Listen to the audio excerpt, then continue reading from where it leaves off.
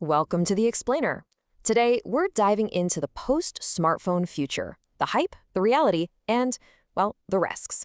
We're about to hop on this wild, hype cycle roller coaster of human-computer interaction.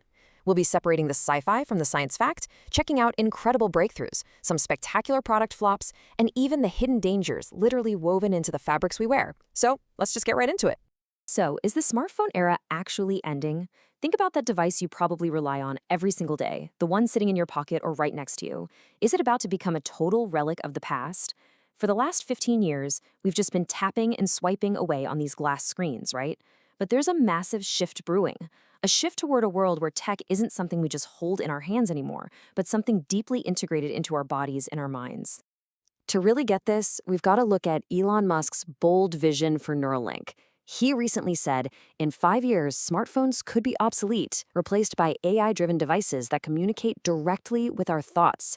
I mean, wow, he's talking about a zero-interface era. No screens, no apps, no traditional operating system. You literally just think and your devices communicate directly with those thoughts. Now, I know that sounds like pure sci-fi, right? But the crazy thing is, the groundwork is already being laid.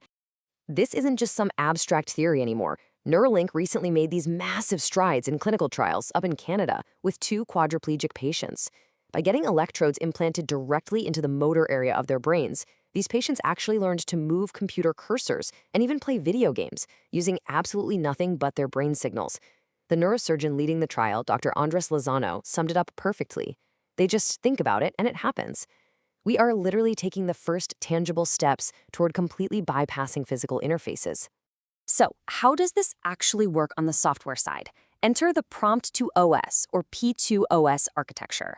Instead of your traditional operating system where separate apps sit on top of the computer's core functions, P2OS drops an AI large language model right into the middle. The LLM becomes the ultimate gatekeeper. It acts as the central universal interface, bridging the gap between you and the machine. Let's compare this to what we're all used to. Right now, a traditional OS relies on rigid, standalone apps and APIs. You know the drill. You open one app to book a flight, totally different one to check your calendar, another one to pay. But with P2AOS, you just use natural language. You literally just tell the system what you want to do. The AI takes over and orchestrates that whole multi-stage task using what researchers are calling implicit multimodal neural databases. It seamlessly talks to different server agents, pulling info and executing commands without you ever having to open a single app. Now, while brain chips and AI operating systems are absolutely incredible, they are still pretty heavily in the testing and research phases. But let's pivot for a second. Because while we've all been completely distracted by these futuristic brain implants, the wearable revolution has quietly arrived, like right now, and it's woven directly into the fabrics we wear every single day. To put this into perspective, just look at the sheer scale here. The global smart clothing market isn't just growing, it is surging. We're talking about a massive 26.2% annual growth rate, and it's projected to hit a staggering $21.48 billion by 2030. So yeah, this is definitely not a niche market anymore. It's a total explosion of innovation happening right on our bodies. And we're already seeing this applied in some incredibly practical ways. Over in healthcare, companies like Hexoskin are making comfortable shirts that actually provide continuous medical-grade heart monitoring. In sports, Athos uses smart training gear to track your exact muscle activation patterns in real time. But honestly, the most fascinating part might be robotics. Humanoid robots are being outfitted with this textile-based electronic skin that literally gives them a sense of touch and proprioception, which is their ability to sense their own joint movements in space. Interestingly enough, Taiwan has quietly become the undisputed giant in this space. They've captured roughly 70% of the global technical textiles market, and they pulled this off by combining their traditional textile manufacturing expertise with their absolute powerhouse of a semiconductor industry. A perfect example is their award-winning eco-stretchable conductive ink. This stuff lets you print electronic circuits directly onto textiles. It can survive over 100,000 twists and uses 85% less water than traditional methods. It is a massive, real-world manufacturing breakthrough. Okay, but here's the thing. We definitely need a reality check. Because while the underlying tech in smart textiles and brain interfaces is moving super fast, the consumer gadgets that are trying to bridge that gap right now, they've completely face-planted.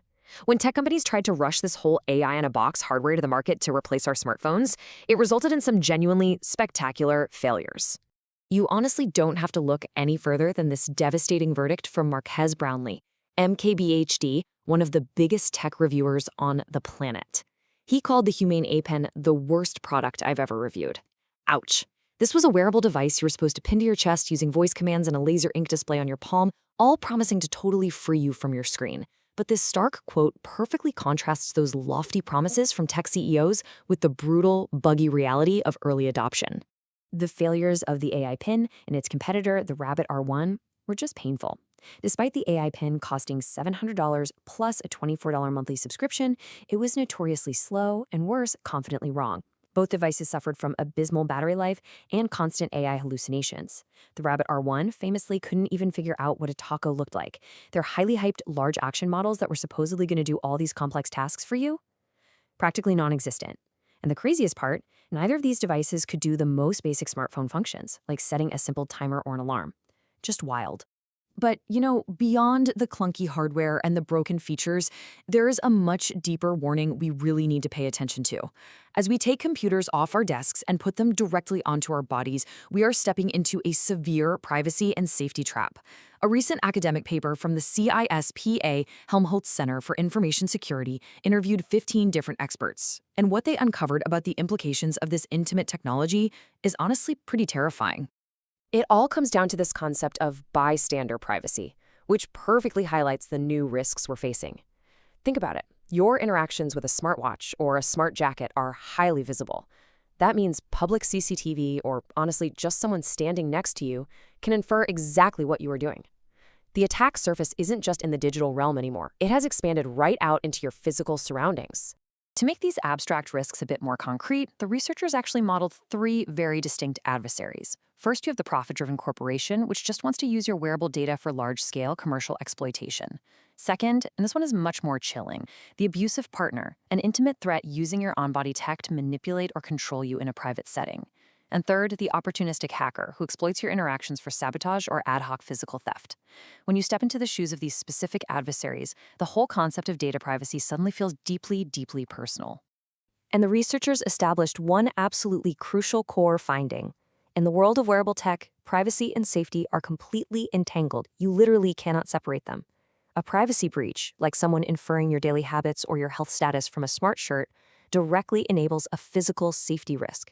It can lead to actual physical harm or psychological distress. Ultimately, as these systems monitor our every single heartbeat and gesture, we're facing a subtle but very persistent erosion of our personal bodily autonomy. Which brings us to the ultimate question we have to answer. As we speed toward this post-smartphone future, whether it's powered by AI operating systems, smart fabrics, or chips implanted directly into our brains, are we really ready to trade our screens for our minds? We are being offered this incredible, frictionless convenience, but we have to weigh that against the potential loss of our most intimate privacy and autonomy. It's a fascinating, highly complex future, and honestly, it's approaching way faster than we think. Thanks for joining me on this explainer, and I'll catch you next time.